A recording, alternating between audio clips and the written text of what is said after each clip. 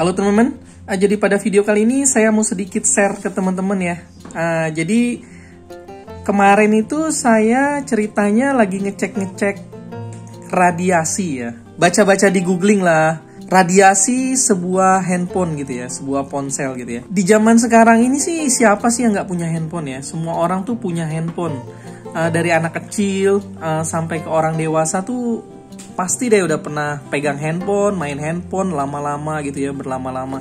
Bahkan anak saya pun ulang tahunnya minta hadiahnya handphone gitu ya. Terus main tuh habis dicas penuh, dimainin sampai full selesai, baterai habis baru berhenti. Akhirnya nggak saya cas gitu ya teman-teman. Makanya nih, jadi sayanya agak sedikit khawatir memberikan handphone ponsel ini ke anak-anak saya gitu ya. Dikarenakan memang radiasi ponsel ini yang sebenarnya agak mengkhawatirkan gitu ya, membahayakan kesehatan. Ya mungkin seperti yang kita tahu, radiasi ini bisa menyebabkan penyakit kanker hingga kemandulan sih teman-teman ya. Itu mungkin sekilas radiasi yang dipaparkan oleh sebuah ponsel gitu ya. Sebenarnya kalau kita tahu, ponsel ini sendiri kan memancarkan radiasi frekuensi radio ya. Jadi gelombang radio, teman-teman kalau misalnya belajar fisika udah pasti tahu lah ya, gelombang radio kayak gimana, gelombang radio itu seperti apa gitu ya teman-teman ya. Radiasi itu dipancarkan tuh melalui antena sebuah handphone gitu. Jadi antena ini yang memancarkan radiasi gelombang tadi ya, gelombang radio tadi. Sebenarnya ponsel itu memancarkan gelombang elektromagnetik dengan frekuensi itu antara 450 sampai 1800 MHz. Nah, sebenarnya gelombang itu nggak terlalu berbahaya sebenarnya. Jika kita gunakan lama gitu dan dengan jarak yang dekat gitu ya, itu bisa menyebabkan penyakit-penyakit yang saya sebutin tadi ya, kanker ataupun hingga kemandulan gitu ya. Jadi faktor yang berpengaruhnya di sini yaitu SAR ya teman-teman ya. Jadi SAR itu adalah Specific Absorption Rate ya gitu ya. Dimana SAR ini adalah ukuran tingkat di mana energi diserap oleh tubuh manusia ketika terkena medan elektromagnetik frekuensi radio. Nanti saya tulis karena saya juga nggak hafal itu ya teman-teman. Sebenarnya di internasional itu udah menyebutkan ya batas amannya untuk SAR ini, nilai SAR ini gitu ya. International Commission of Non-Ionizing Radiation Protection ya.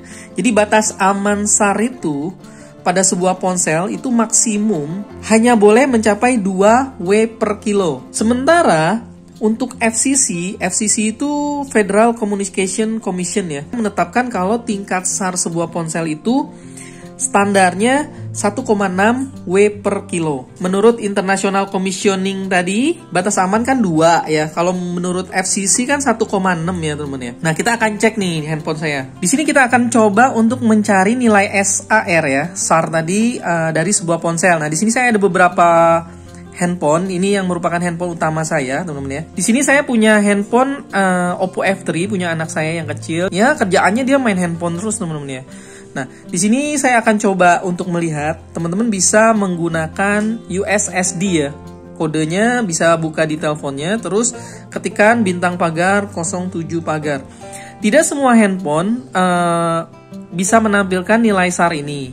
Untuk head, untuk di kepala, itu 1,4. Untuk di body 1,18 ya, sesuai internasional tadi. Maksimumnya kan untuk FCC itu 1,6 ya. Kalau untuk yang internasional kan biasanya 2 tadi ya, yang tadi udah saya sebutin di sebelum-sebelumnya. Head ini orang mengeceknya saat handphone itu digunakan dalam keadaan berbicara. Jadi saat menelpon itu dicek nih tingkat SAR-nya, nilai SAR-nya berapa. Nah, untuk handphone ini sendiri yang F3 ini didapat untuk di kepala itu 1,4 dan di body kan 1,18.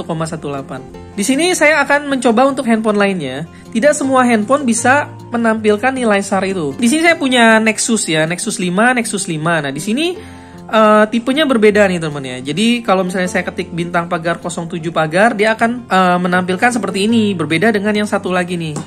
Di sini untuk yang satu lagi dia menampilkan teman-teman bintang pagar 07 pagar. Nah, di sini ditampilkan ini nilai SAR-nya. Nih, teman-teman bisa lihat di sini bodinya 0,648, terus head-nya 0,799 gitu ya. Masih di bawah standar ya.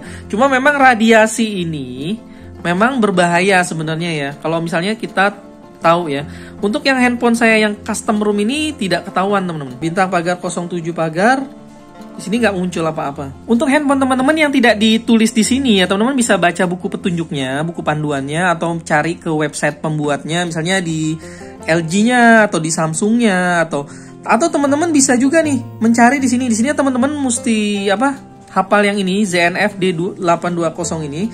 Nanti teman-teman buka di sini nih, fcc.gov/oep gitu ya, /ea terus FCC ID gitu ya.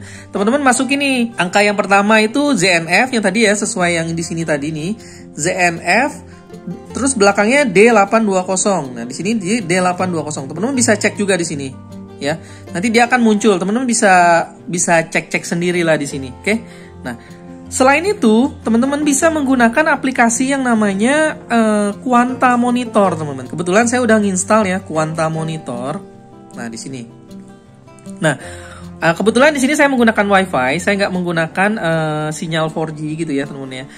Jadi saat menggunakan WiFi, angka yang didapat ini 0,46. Jika saya menggunakan yang LG ini, dia pun akan sama hasilnya, teman-teman.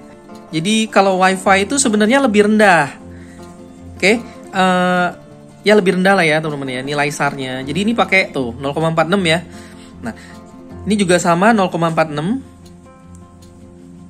Oke. Nah, di sini saya akan mencoba untuk menggantikan menggunakan 4G. Di sini saya udah nyalain 4G-nya, teman-teman ya. Lihat hasilnya yang didapat gimana. Lihat teman-teman, ini menggunakan WiFi ya. Ini udah menggunakan 4G. Lihat tuh teman-teman, ngeri banget. Tuh, lihat. Saya nggak tahu apakah aplikasi ini akurat apa enggak, tapi dari yang saya dapat dari aplikasi ini, dia hampir menyentuh 1,6 yang sesuai standar FCC tadi. Dan itu menurut saya ya udah hampir di batas yang agak ngeri-ngeri sebenarnya ya teman-teman ya. Jadi saran saya buat teman-teman, gunakanlah WiFi teman-teman. Jadi jika menggunakan 4G, usahakan jangan terlalu sering bermain HP-nya teman-teman ya. Nah di sini juga selain Quanta Monitor ini, saya juga ada aplikasi ini, saya matiin dulu ya. Saya ganti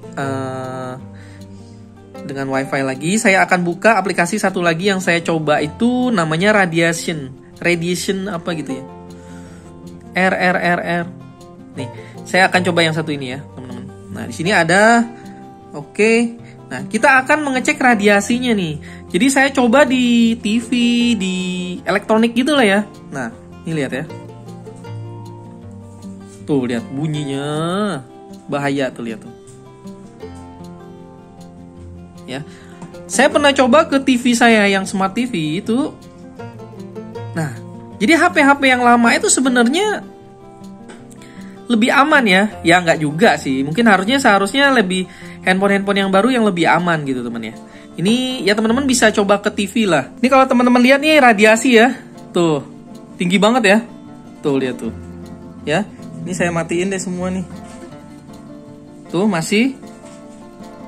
Tuh sampai getar ini. Jadi kalau misalnya dia ngecek itu bisa sampai getar tuh, saking bahayanya radiasi itu temen ya. Saya nggak tahu lah aplikasi ini akurat apa enggak gitu temen ya.